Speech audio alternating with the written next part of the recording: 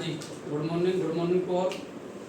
कल की क्लास में हम क्रिस्टलों के बारे में पढ़ चुके थे। क्रिस्टल कितने प्रकार के होते हैं, क्रिस्टलीय चालक को 4 प्रकार के बताए थे मैंने आपको, SCC, BCC, FCC और ECC। आज टाइप्स ऑफ क्रिस्टल के बारे में बात करेंगे कि उनके जैसे गुणधर्म देखेंगे कि इसमें जो इफेक्टिव पार्टिकल है वो कितने होते हैं, उनकी पैकिंग एफिशिएंसी कितनी होती है, बॉयड एफिशिएंसी कितनी होती है, उनमें जो A और R के मध्य जो रिलेशनशिप है वो कितना होता है। तो आज हम एक एक करके सभी की बात करेंगे। पहले मैं फंडामेंटल आपको घनीय संरचनाओं के बारे में बताऊंगा। तो घनीय संरचना के लिए फंडामेंटल क्या होता है वो समझेंगे पहले। तो घनीय संरचना के लिए डालेंगे आप टाइप्स ऑफ क्रिस्टल में घनीय संरचनाओं के लिए। तो घनीय संरचनाओं में क्या होता है, देखो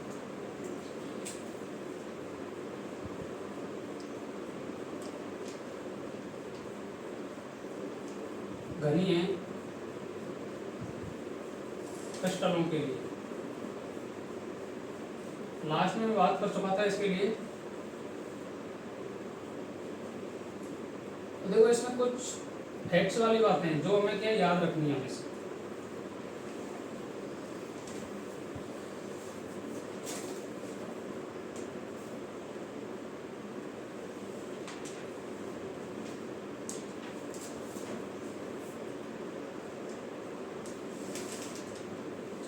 तो प्रत्येक जो घन होता है, घन में कितने होते हैं, 8 तो कॉर्नर होते हैं भाई।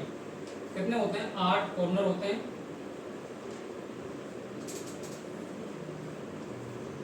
कॉर्नर की संख्या होती है 8।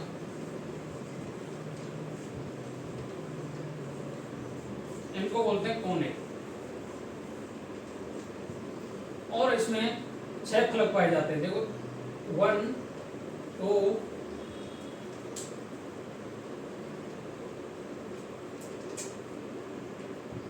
1 2 3 4 5 6। तो ये क्या होते हैं, फेस। और फेस को बोलते हैं हम फलक।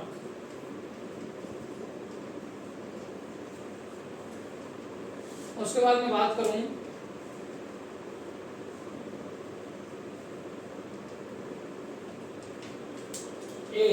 एज को बोलते हैं किनारे। तो एज हमारे एक तो देखो ये हो गए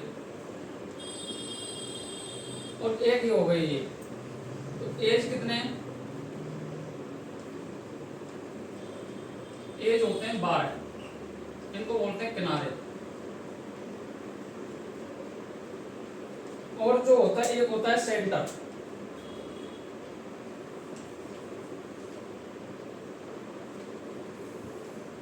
एक सेंटर होता है। अब इसके बाद मैं बात करूं, अगर इसमें मैं बात करूं फलक विकिरणों की, फलक फेज डायगोनल, तो फेज डायगोनल होते हैं 12। फेज डायगोनल का मतलब है कि विपरीत फलकों से, जैसे एक ये एज किनारा है, इसका दूसरा फेस जो कॉर्नर है उससे मिलाएंगे, इसको इससे मिलाएंगे, तो फेस कितनी होती है 6। और फेस के दुगने कितने होते हैं, फेस विकर्ण होते हैं। तो जो फलक विकिरण है ये क्या फैक्ट की बातें हैं, तो आपको याद रखनी है फलक विकिरणों की संख्या।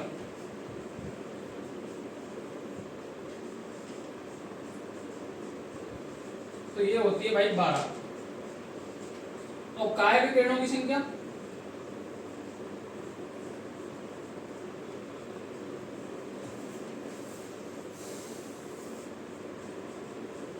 ये होती है 4। क्योंकि काय विकिरण क्या होते हैं, एक ही कॉर्नर का ऊपर वाला पोर्शन और दूसरे कॉर्नर का नीचे वाला पोर्शन, और तो उसका नीचे वाला पोर्शन इसका ऊपर वाला पोर्शन। तो एक तो ये हो गए और दो तो ये हो गए और 2 ही हो गए इधर से साइड से। तो इतने कितने हो गए, काय विकिरणों की संख्या हो गई 4। उसको मैं बात करता हूं। अगर काय विकिरणों की लंबाई निकाल लो, अगर काय विकिरणों की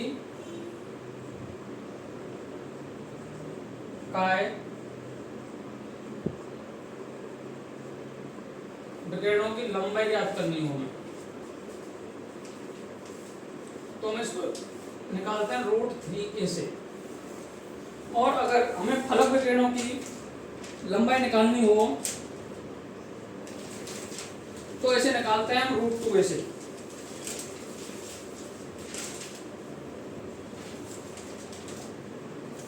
अलग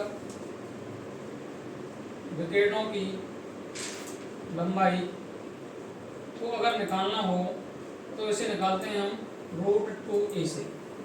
अगर मैं इसी में बात करूं आयतन की, तो आयतन हमेशा जो अवयवी कण है उनको हम गोलाकार मानेंगे, और गोले का आयतन होता है 4/3 पाई r क्यूब। इसके बाद इसमें क्या है, मैंने आपको किनारे कितने होते हैं 12, फेस कितने होते हैं 6, कॉर्नर कितने होते हैं 1, और सेंटर कितने होते हैं 1। फलक विकिरणों की लंबाई को अगर निकालना हो तो √2a से निकालेंगे हम। अगर हमें फलक विकिरणों की संख्या निकालनी हो तो फलक इंटू 2 कर दो, 6 फलक हैं तो फलक विकिरण कितने हो जाएंगे 12। अगर काय विकिरण निकालने हो तो काय विकिरण का मतलब है कि कोई भी कॉर्नर है, 2 कॉर्नर ले लो एक साइड के घन के, और उनको दूसरी साइड उसके जो अपोजिट साइड है उससे मिला दो, तो क्या 2 फलक विकिरण 2 काय विकिरण तो ऐसे बन जाएंगे। फिर दूसरा कॉर्नर ले लो, दूसरे वाले उनके ऊपर नीचे वाले उनको दूसरे के ऊपर नीचे मिला दो, उसके बाद में 2 उधर से प्राप्त हो जाएंगे। तो काय विकिरणों की संख्या हमारे कितने प्राप्त होगी भाई 4। और फिर काय विकिरणों की अगर लंबाई ज्ञात करनी हो तो √3a। अगर मैं इसको बताऊं आपको, देखो तो ऐसे काय विकिरण कैसे होते हैं, ऐसे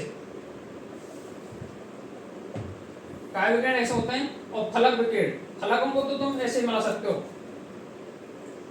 दूसरे फलक से मिला दो, इसको इससे मिला दो, इसको इससे मिला दो, इसको इससे मिला दो, ऐसे करके 12 आ जाएंगे।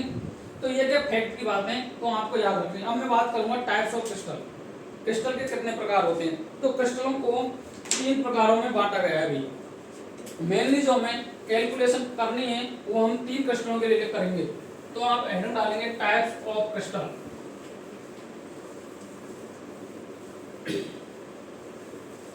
टाइप्स ऑफ क्रिस्टल में बात करता हूं मैं,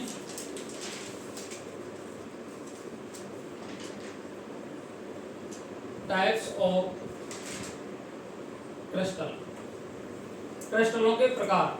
तो पहला है एससीसी। एससीसी इसका मतलब है सिंपल क्यूबिक यूनिट सेल।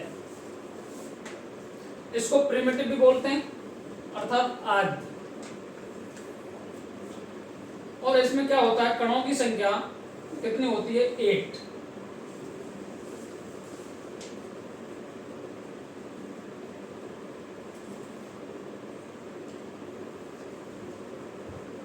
इसमें क्या है कि जो कण है, जो अभी कण है, जो पार्टिकल हैं, वो कहाँ पाए जाएंगे, कॉर्नर पाए जाते हैं होंगे। किस पे पाए जाते हैं, कॉर्नर पे।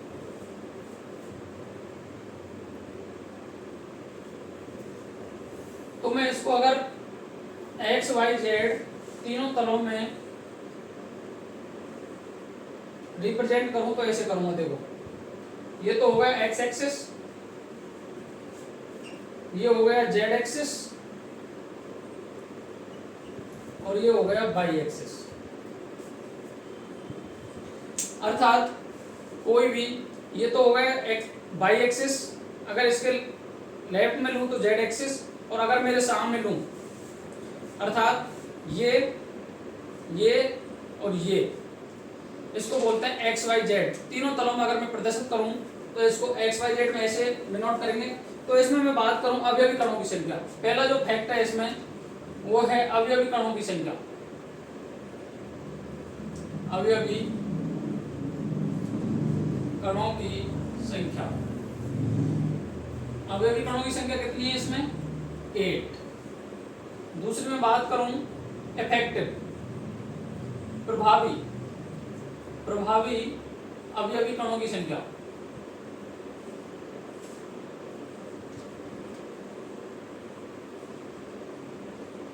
तो वो है 1। मैंने पिछली क्लास में आपको ये इफेक्टिव पार्टिकल की संख्या निकालना बता दिया था, और अब जो अवयवी कण है, जो पार्टिकल है उसमें प्रेजेंट, उनकी संख्या निकालना बता दिया था।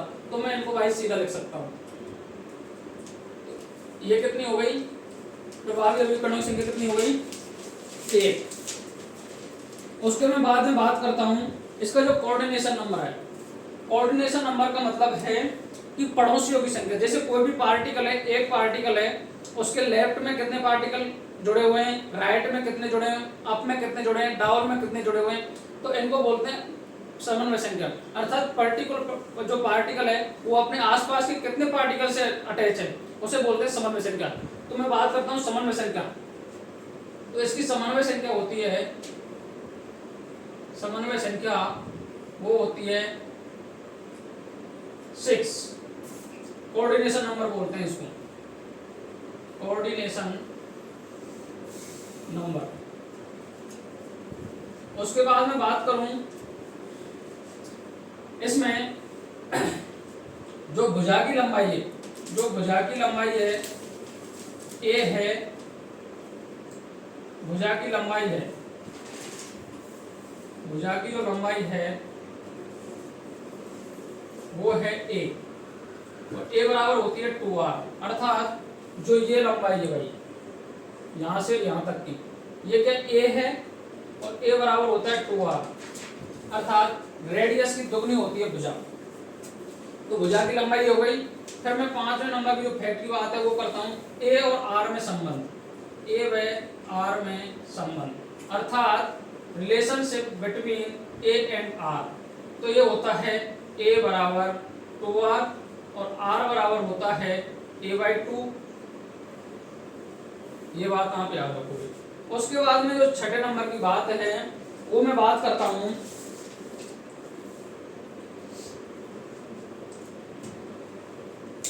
इसके बाद आप इन चीजों को उतारेंगे। इसमें देखो मैंने बता दिया था आपको, जो अभी कणों की संख्या है वो कितनी है 8, और जो प्रभावी अभी कणों की संख्या, प्रभावी का मतलब है कि कोई भी घन है, घन का मतलब है कमरा, कमरे में अगर देखें तो हम क्या 8 कॉर्नर पाते हैं। एक ऊपर, जैसे आप एक जगह खड़े हो जाओ मिड में, तो आप अपने राइट हैंड साइड पे देखो ऊपर वाला कॉर्नर, तो उसके कॉर्नर ऊपर वाला जस्ट उसके नीचे वाला, 2 ए हो गए। एक देखो, फिर उसके बाद में आप लेफ्ट में देखो तो एक ऊपर वाला एक नीचे वाला, फिर राइट में सीधे देखो तो वो एक ऊपर वाला एक नीचे वाला, फिर पीछे की साइड देखो तो एक ऊपर वाला एक नीचे वाला, ऐसे करके 8 कॉर्नर होते हैं। और प्रत्येक जो कॉर्नर है उसका 1/8वां भाग पार्टिसिपेट करता है एक घन में। तो जो कणों की संख्या है, अगर कणों की संख्या पूछ रहा है तो आप बताएंगे 8, अगर प्रभावी अभी कणों की संख्या पूछ रहा है तो 1। अब जब 1/8 × 8 करेंगे तो 1 आएगा, तो ये प्रभावी अभी कणों की संख्या हो गई 1। फिर उसके बाद मैं बात करता हूँ समन्वय संख्या, कोऑर्डिनेशन नंबर। तो कोऑर्डिनेशन नंबर होता है इसका 6, और उसके बाद है भुजा की लंबाई। भुजा की लंबाई होती है ये, तो ए बराबर होता है 2r। और अगर मैं ए और आर के बीच संबंध देखूं, relationship between A and R, तो आएगा r बराबर a/2 या a बराबर 2r। ये चीज आपको याद होनी चाहिए। फिर मैं बात करता हूँ छठे नंबर का जो फैक्ट है इसमें, वो निकालते हैं संकुलन क्षमता। संकुलन क्षमता को बोलते हैं पैकिंग एफिशिएंसी। पैकिंग एफिशिएंसी क्या होती है कि जो कण है, कण द्वारा घेरा गया आयतन अपॉन इकाई कोशिका का आयतन, यूनिट सेल का कितना वॉल्यूम है और कण द्वारा कितना आयतन घेरा गया है। तो मैं बात करता हूं संकुलन क्षमता। संकुलन क्षमता क्या होती है? Packing efficiency. फिर मैं बात करता हूं छठे नंबर की संकुलन क्षमता। संकुलन क्षमता, संकुलन क्षमता होती है कणों द्वारा घेरा गया आयतन, कणों द्वारा घेरा गया आयतन अपॉन एकक कोशिका का आयतन, एकक कोशिका का आयतन। अर्थात जो पार्टिकल है, पार्टिकल द्वारा कितना आयतन घेरा गया है, उसके बाद में एकक कोशिका या यूनिट सेल द्वारा कितना घेरा गया है। एकक को बोल सकते हैं हम इकाई, इकाई कोशिका द्वारा कितना आयतन घेरा गया है। इसका अगर कणों द्वारा घेरा गया आयतन और टोटल वॉल्यूम का अगर उसमें भाग दे देंगे तो हमें संकुलन क्षमता निकल जाएगी। अब मैंने आपको बता रखा है कणों द्वारा घेरा गया आयतन, तो देखो कण द्वारा कितना आयतन घेरा गया है, तो कणों द्वारा आयतन जो घेरा गया है वो है, इसमें जो इफेक्टिव पार्टिकल है, इफेक्टिव पार्टिकल कितने 1 इनटू, अब कणों द्वारा घेरा गया था, जो कण है तो वो राउंड शेप में होंगे। तो राउंड शेप का जो मैंने स्फेयर का जो आपको वॉल्यूम बताया था, अर्थात गोले का जो आयतन बताया था, वो गोले का आयतन होता है 4/3 pi r cube. Pi R cube. फिर मैं बात करता हूँ इकाई कोशिका का आयतन। अब इकाई कोशिका में आयतन देखो भाई, इधर तो ये इधर ये इधर ये, जो घर का आयतन होता है वो होता है लंबाई इंटू चौड़ाई इंटू ऊंचाई, अर्थात L into B into H. फिर मैं बात करूं तो देखो इसका आ गया ए क्यूब, और ए का मतलब क्या है, ए का मतलब मैंने आपको बता दिया था, क्योंकि ए बराबर होता है 2r, तो आप जो ए की जगह वैल्यू है वो रखेंगे आप 2r। तो मैं आपके सामने भी वैल्यू पुट कर देता हूं ए की, तो ए बराबर कितना होता है 2r, तो 2r into 2r into 2r, लंबाई चौड़ाई इंटू ऊंचाई, लेंथ विड्थ एंड हाइट। तो उसके बाद में देखूं तो देखो 4/3 पाई अपॉन 8, देखो आर से ये आर गए तीनों की, इस आर से ये आर गया, अर्थात मैं बात करूं तो 4 पाई अपॉन 24, ये 6 बार कट गया, तो इसका मान आ गया पाई/6। पाई/6 में पाई का मान होता है 3.14, 3 इसको मैं ऊपर लिखता हूं,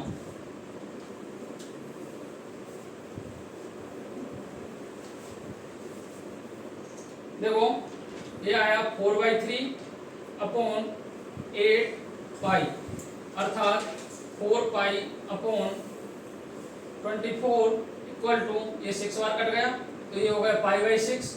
पाई का मान अगर मैं 3.14 लेता हूं और 6 का भाग लगाता हूं तो कितना आएगा, ये आएगा 0.52, अर्थात मैं इसको 0.52 है वो कितना है, इसकी क्या संकुलन क्षमता है, पैकिंग एफिशिएंसी, अर्थात जो इसका 0.52 भाग है 100%, 100 होता है, 100 में से 0.52 लूं तो 0.52 तो घेर रखा है पैकिंग एफिशिएंसी, कणों द्वारा घेरा गया है, तो अगर मैं इसका परसेंटेज निकालूं तो हमें ये प्राप्त होता है 52%। जो पैकिंग एफिशिएंसी है वो निकाली जाती है परसेंटेज में, तो परसेंटेज में निकालेंगे तो ये कितनी है 52%। एक्चुअल में ये 52.4 के करीब आती है, लेकिन हमें ऑप्शन अगर 52 दिखाई दे रहा है तो हमेशा 52 ही टिक करेंगे, अगर उससे ज्यादा दे रहा है तो 52.4 के करीब भी कर सकते हैं। ठीक है, 52.4, 3 अंकों तक देखें तो 52.4%। उसके बाद करता हूं मैं 7वें नंबर के बाद रिक्त प्रभाज, वॉइड एफिशिएंसी। रिक्त प्रभाज का मतलब है कि कणों द्वारा घेरा गया आयतन में से जो कितना आयतन उसका क्रिस्टल का बचा हुआ है, तो उसको 100 माइनस 52 करेंगे तो ये आ जाएगा भाई 48%। ये बात आपको याद रखनी है इसमें। इसके बाद में क्या करना है हमें, एक प्रभाज हो गया, तो यहाँ से जो क्वेश्चन बनने के जो चांसेस हैं तो वो आपसे पूछ लेगा एससीसी में पैकिंग एफिशिएंसी कितनी होती है, तो ऑप्शन दे देगा 68%, 67%, 52% और 90%। तो आपको ऑप्शन टिक करना है 52%। अगर क्वेश्चन आता है रिक्त प्रभाज का, क्योंकि क्वेश्चन यहीं से बन सकता है, क्योंकि यहाँ ये चीजें क्या है भूलने वाली होती हैं। तो अगर आपको पैकिंग एफिशिएंसी पता है तो रिक्त प्रभाज में आप 100 में से जो पैकिंग एफिशिएंसी उसको घटा करके रिक्त प्रभाज ज्ञात कर सकते हैं। आपको पूछ सकता है प्रभावी कणों की संख्या और अवयवी कणों की संख्या, क्योंकि इनमें भी कंफ्यूजन है। तो प्रभावी कणों की संख्या तो होगी इसमें 1, और जो अवयवी कणों की संख्या है वो होगी 8। यहाँ तक मैं आपको समझ चुका हूँ। अब मैं सेकंड बात करता हूँ बीसीसी की। तो बीसीसी में क्या होता है, body centred cubic cell, body centred cubic unit cell. अब मैं बात कर रहा हूँ सेकंड बीसीसी की भाई।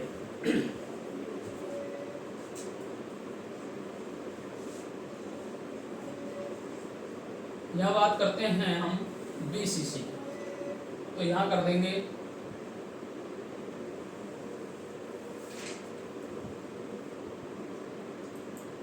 Body centred cubic unit cell.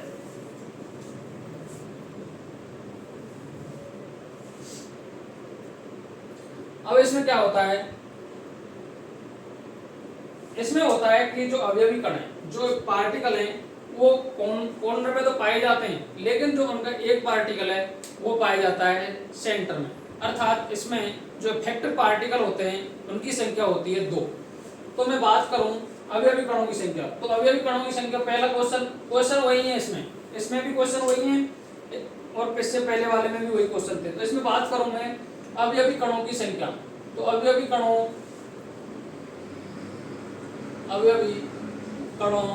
की संख्या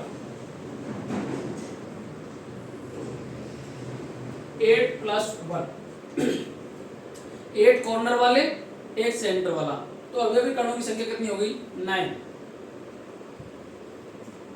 फिर मैं बात करता हूं प्रभावी कणों की संख्या, प्रभावी कणों की संख्या, प्रभावी कणों की संख्या हो गई 1 + 1 अर्थात 2, एक सेंटर वाले की और 8 में से 1/8 निकाल देंगे तो एक आ गया इसका कॉर्नर का और एक आ गया सेंटर का।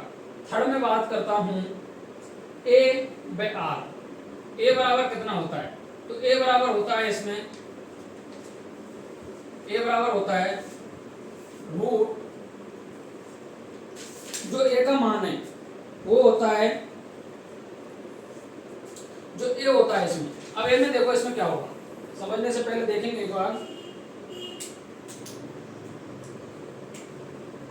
ये वाला है,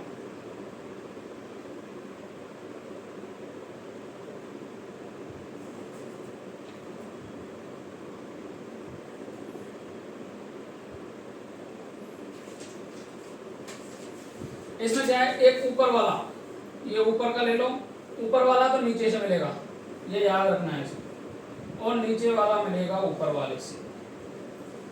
तो इसमें क्या है 2R। अब इसका जो मान है A का मान है, A का मान क्या होगा √3/2, √3/2 A = 2R। ठीक है, जो x का मान है वो 2R के बराबर होगा। चौथा है A/R में रिलेशनशिप, A/R में संबंध, relationship between A and R, √3/2 A = 2R। अगर मुझे A निकालना है, A निकालूंगा तो मैं 4R/√3 कर दूंगा। ये इसका A/R का रिलेशनशिप आ गया। आपको क्वेश्चन यहाँ से ही पूछा जाता है, जैसे A और R का संबंध में से पूछ लेगा A बराबर 4R/√3, √3/4R, या बोथ, या नन ऑफ दीज, ऐसे ऑप्शन बना देगा तो आप इसको कर सकते हो। इसके बाद में बात करता हूँ पैकिंग एफिशिएंसी। इसकी पैकिंग एफिशिएंसी क्या होती है, तो पैकिंग एफिशिएंसी समझेंगे आप,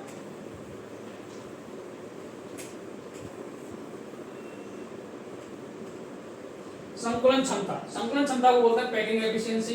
5वां नंबर क्वेश्चन है इसमें।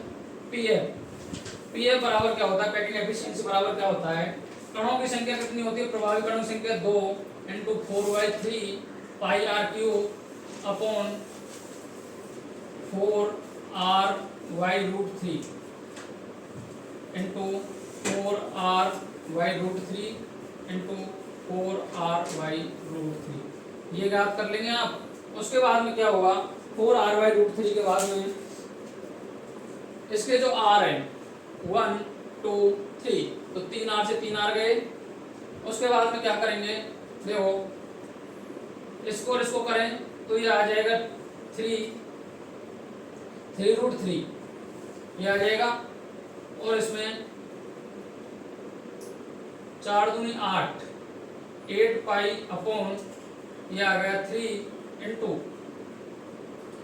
3√3 अपॉन 4 × 4 × 4, 4 से 2 बार गया, 3 से ये 3 गया, 2 से ये 2 बार गया, तो एक्चुअल में आ गया √3 π/8, ये इसका मान आ गया। √3 का जो मान होता है, √3 का मान होता है 1.73, √3 का मान होता है 1.73 × 3.14/8। अगर इसको मैं 8 का भाग देख करता हूँ तो इसका आंसर आएगा 0.68। अर्थात इसको मैं अगर परसेंटेज में चेंज करता हूँ तो 68% इसकी क्या पैकिंग एफिशिएंसी आ गई। अगर मैं आपको समझाऊं बात की दोबारा से, तो इसमें क्या होगा देखो बेटा, जो पार्टिकल अवयवी कणों की संख्या कॉर्नर पर है 8, एक सेंटर में है, तो टोटल अवयवी कणों की संख्या हो गई 9। उसके बाद मैं बात करता हूँ प्रभावी कणों की संख्या। तो प्रभावी कणों की संख्या निकालने के लिए क्या करेंगे हम, जो 8 है, 8 का 1/8 पार्ट, तो 1 आ गया, और जो उसका सेंटर है, सेंटर में 1 होगा, तो सेंटर में 1 होने के बाद में कितने हो गए, 2, तो 2 प्रभावी कणों की संख्या हो गई। फिर मैं बात करता हूँ A/R का मान, तो इसमें होता है, इसमें करते हैं बात हम डायगोनल की, फलक विकिरणों की। फलक विकिरणों की बात करेंगे तो √3/2, √3/2 A बराबर होता है 2R। अगर मैं A/R के संबंध की बात करता हूँ तो √3/2 A = 2R। अगर मैं A निकालूंगा तो 2 जो 3/2 है, √3/2 वाला है 2 से मल्टीप्लाई होकर 4/√3R आ जाएगा। अगर मैं बात करता हूँ पैकिंग एफिशिएंसी की, या पैकिंग पीएफ की, पैकिंग संकुलन क्षमता की, संकुलन क्षमता में क्या होगा, इसमें इफेक्टिव पार्टिकल कितने, 2 इंटू जो गोले का आयतन है वही कणों का आयतन होता है। तो कणों के आयतन के बाद में क्या होगा, कणों के आयतन में 4R/√3, 2 × 4/3 πr³ upon 4R/√3 into A बराबर क्या होता है 2, A बराबर होता है A³। तो मैंने A आपको बता दिया था, इसमें A, उसके बाद में ये A का मान रख देंगे 4R/√3 इंटू 4R/√3 3 बार रख देंगे। उसके बाद R से R कट जाएगा, कटने के बाद 4 × 2 कर लेंगे तो 8/3 अपॉन ये होता है 4 अपॉन √3 करके 3 आ जाएगा, उसके बाद 3√3। अब उसके बाद में क्या करेंगे, इसका रूल होता है 1/2 अपॉन 3/4, तो इसका करते हैं 1/2 इंटू 4/3। ऐसा करके हम इसको सॉल्व करेंगे तो 0.68 आएगा, 0.68 आएगा, उसको परसेंट में चेंज करेंगे तो हमारा आएगा 68%। उसके बाद जो नेक्स्ट बात है, इसमें करते हैं बात रिक्त प्रवाह की, अर्थात जो पार्टिकल है उनके द्वारा घेरा गया आयतन तो 0.68 हो गया, अर्थात 68% तो उन्होंने घेर लिया आयतन। उसके बाद में उसमें जो वॉइड बची हैं, रिक्ति बची हैं, वो कितनी बची हैं, तो बचती हैं वो आप जो संकुलन क्षमता में जो निकाली है हमने 68%, उसमें से 100 में से घटा करके उसको निकाल सकते हैं। तो फिर मैं बात करता हूँ लास्ट वाली बात, 7 नंबर रिक्त प्रवाह। रिक्त प्रवाह कितना होता है, 100 - 68 = 32%। ये इसका रिक्त प्रवाह आ गया। अब मैं इसमें बात जो अगली बात करने वाला हूँ वो है एफसीसी। एफसीसी का मतलब होता है फलक केंद्रित face centred cubic unit cell, face centred unit cell. अब इसमें अगर मैं बात करूं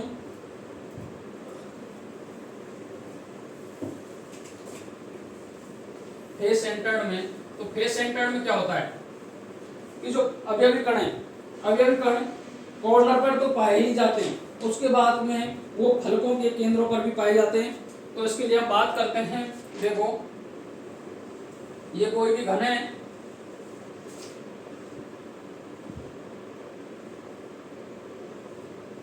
कोई भी घन है, इसमें घन में क्या करेंगे 1 2 3 4 5 6 7 8 तो कॉर्नर हो गए। 8 कॉर्नर के बाद में इनके क्या है, फलक के केंद्रों पर 1 2 3 4। अब जो ऊपर नीचे वाले जो फेस हैं उनको मैं यहाँ बना देता हूँ, देखो भाई। अर्थात इसमें जो पहला क्वेश्चन है वो आएगा, इसको XYZ में हम डिनोट कर सकते हैं, कोई परेशानी नहीं होनी चाहिए आपको। वाई एक्सिस, एक्स एक्सिस, और ये हो गई जेड एक्सिस, जेड एक्सिस। देखो इनका फंडामेंटल सभी का सेम है, आपको अवयवी कणों की संख्या ज्ञात करनी है और उसके बाद में प्रभावी अवयवी कणों की संख्या ज्ञात करनी है, समान संख्या ज्ञात करनी है। तो आप जो बॉडी सेंटर्ड है, बॉडी सेंटर्ड में क्या है, अवयव जो कोऑर्डिनेशन नंबर है वो होती है 8, वो आप मेंशन कर लेंगे। जो बीसीसी है, बीसीसी में जो कोऑर्डिनेशन नंबर है वो होता है भाई 8, एससीसी में होता है 6, बीसीसी में होता है 8 और एफसीसी में होता है 12। उसके बाद मैं बात करता हूँ, देखो इसमें जो पहला क्वेश्चन है वो है अवयवी कणों की संख्या। तो अवयवी कणों की संख्या कितनी है, अवयवी कणों की संख्या, अवयवी कणों की संख्या कितनी है? 8 + 6 अर्थात 60, क्योंकि 6 फलक हैं, 6 फलकों के केंद्रों पर एक एक अवयवी कण पाया जाता है, तो 6 तो ये हो गए, 8 कॉर्नर पर पाए जाते हैं और बाकी आप यहाँ से गिन भी सकते हो। देखो 1 2 3 4 5 6 7 8 9 10 11 12 13 14। उसके बाद मैं बात करता हूँ प्रभावी अवयवी कणों की संख्या। प्रभावी अवयवी कणों की संख्या 8 × 1/8 प्लस 1/2 × 6 अर्थात 4 आ जाएगा। इसके बाद में थर्ड बात करता हूँ समन्वय संख्या। समन्वय संख्या होती है 12। उसके बाद में बात करता हूँ √2a = 2r, इसमें ये होता है। फिर मैं बात करता हूँ 5 नंबर की, a व r के मध्य संबंध क्या होता है भाई? संबंध होता है a = 2√2r। a बराबर कितना होता है? 2√2r, अर्थात इसमें जो ये है ये होता है a/√2, क्योंकि आप फलकों से देख सकते हो भाई, जो ये है, जो ये टोटल है, ये है √2a, कॉर्नर है, तो फलकों की बात कर रहा हूं मैं। तो फलकों में क्या होगा? इससे और इसके मध्य की दूरी कितनी है? तो a/√2, एक टोटल a है, अगर फलक को मिलाएंगे तो a/√2 × 2r, तो a व r के संबंध कितना आ गया? 2√2r। उसके बाद मैं बात करता हूँ संकुलन क्षमता की। संकुलन क्षमता कितनी होती है इसकी? आपको समझ में आ जाना चाहिए। अवयवी कणों की संख्या 8 कॉर्नर पर, 6 फलकों पर, तो 14। प्रभावी कणों की संख्या तो 1/8 × 8 अर्थात 1/8 भाग तो कॉर्नर का पार्टिसिपेट करेगा, 1/2 भाग फेस का अगर वो करेगा पार्टिसिपेट, तो अवयवी कणों की संख्या आ जाएगी 4। कोऑर्डिनेशन नंबर इसका 12 होता है, ये आपको याद रखना है। इसमें जो भुजा है वो a/√2 = 2r होती है, मतलब a = 2r होता है। अब इसमें भुजा आधी हो गई है, तो मतलब भुजा क्या √2 ये होती है। भुजा का जो मान है a/√2/2r है। उसके बाद a और r के में जो संबंध आएगा वो a = √2 × √2r आएगा। उसके बाद में बात करता हूँ पैकिंग एफिशिएंसी की, अर्थात संकुलन क्षमता। संकुलन क्षमता क्या होती है कि जो कणों द्वारा घेरा गया आयतन अर्थात एकक कोशिका का आयतन, इसका जो रेशो है उसे बोलते हैं पैकिंग एफिशिएंसी। फिर मैं बात करता हूँ 5 नंबर की संकुलन क्षमता।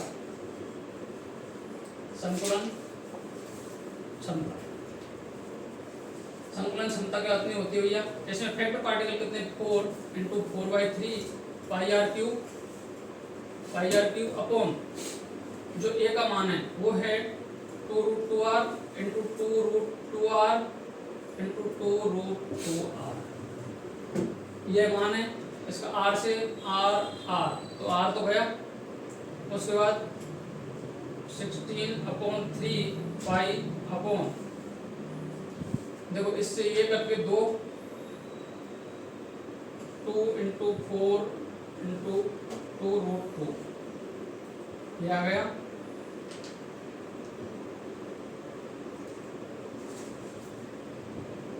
ये इससे कोई कट गया, ये आ रहा है √2/3r। इसका जो मान है वो आ रहा है, देखो ये है। इसके बाद में क्या है? π/3√2, इसका जो मान आएगा ये है। इसको अगर मैं सॉल्व करता हूँ 3.14/3√2, 2 का मान होता है 1.414, तो 3.14/3 × 1.414, तो इसको करेंगे तो इसका मान आएगा 74%। 74 आ जाएगा, 0.70 आएगा इसका मान, 0.70। अगर मैं इसको परसेंटेज में निकालूं तो 74% इसकी संकुलन क्षमता होती है, जो सबसे ज़्यादा होती है। अगर आपको संकुलन क्षमता के बारे में पूछे, देखो इसमें 4 टर्म है, एक है CCP, SCP, FCC, किसी की भी पूछे तो कोऑर्डिनेशन में 12 कर देना, संकुलन क्षमता भी 72%, 74% कर देना। 74% होती है इसकी। अगर मैं बात करता हूँ इसमें आगे रिक्त प्रवाह की, रिक्त प्रवाह कितना होता है इसमें, तो रिक्त प्रवाह आ जाएगा इसमें 7 नंबर का है रिक्त प्रवाह 100 माइनस 74, ये कितना है 6, ये 9 बच गए, 26% इसका क्या हो गया रिक्त प्रवाह।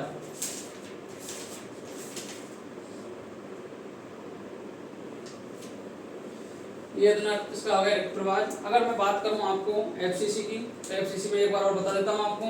एफसीसी में क्या होता है, जो अवयवी कणों की संख्या है 8 कॉर्नर पे पाए जाते हैं, 6 फलक पे पाए जाते हैं, तो हो गए 14 हो गए अवयवी कणों की संख्या। इसके बाद मैं बात करूं इसके अगर प्रभावी अवयवी कणों की संख्या कितनी है, तो प्रभावी अवयवी कणों की संख्या होती है इसमें 1 + 3, अर्थात 1 तो आता है कॉर्नर से, 3 आते हैं फेस से। फेस के बाद में मैं बात करूं कि इसमें उसके बाद बात करूं मैं कोऑर्डिनेशन नंबर की, तो कोऑर्डिनेशन नंबर कितना होता है इसका 12, ये आप याद रखोगे। और इसमें होता है a/√2 बराबर होता है 2r a/a r के मतलब अगर मैं संबंध की बात करूं तो ये होता है 2r a/√2, तो a बराबर 2√2r।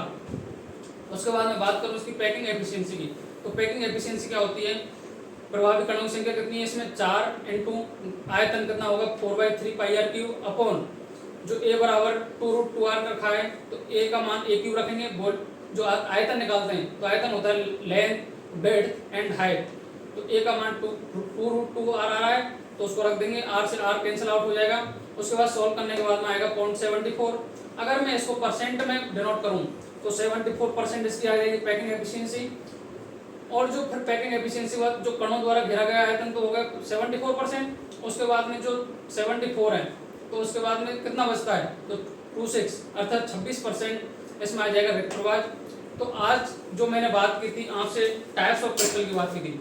टाइप्स ऑफ क्रिस्टल में एससीसी के बारे में बताया था, सेकंड बीसीसी के बारे में बताया था, थर्ड एफसीसी के बारे में बताया था। तो यहाँ तक हमारे जो टाइप ऑफ क्रिस्टल हैं वो कंप्लीट होते हैं। तो हमारे क्या इसमें जो चैप्टर है इसमें क्या 3 टॉपिक कंप्लीट हो चुके हैं हमारे। पहला तो है ठोसों का सामान्य वर्ग, ठोसों के प्रॉपर्टी अर्थात प्रॉपर्टीज मैंने आपको बता दी थी। उसके बाद types of crystal, types of solids, तो क्रिस्टलीय, एक्रिस्टलीय, फिर क्रिस्टलीय को भी मैंने 4 पार्टों में डिवाइड कर दिया था, तो ये हो गया। फिर आता है यूनिट सेल, तो यूनिट सेल के प्रकार भी मैंने आपको बता दिए थे। यूनिट सेल के बाद टाइप ऑफ क्रिस्टल भी बता दिए जहाँ से क्वेश्चन बनने की पूरी संभावना रहती है। इसके बाद जो मैं बात करूँगा वो करूँगा सम स्ट्रक्चर्स ऑफ कंपाउंड्स, अर्थात उनकी हम स्ट्रक्चर नहीं बनाएंगे, उनमें जो फैक्ट है कि कौन से बॉडी में कौन सा जो पार्टिकल हो जाएगा उनकी बातें करेंगे। तो आज के लिए मैं यहीं तक रखता हूँ। तो आज तक का जो आपको मैंने बताया वो अच्छे से समझ में आया होगा। आज के लिए यही रखते हैं हम। Thank you very much, have a good day. Thank you, Ram Ram साहब।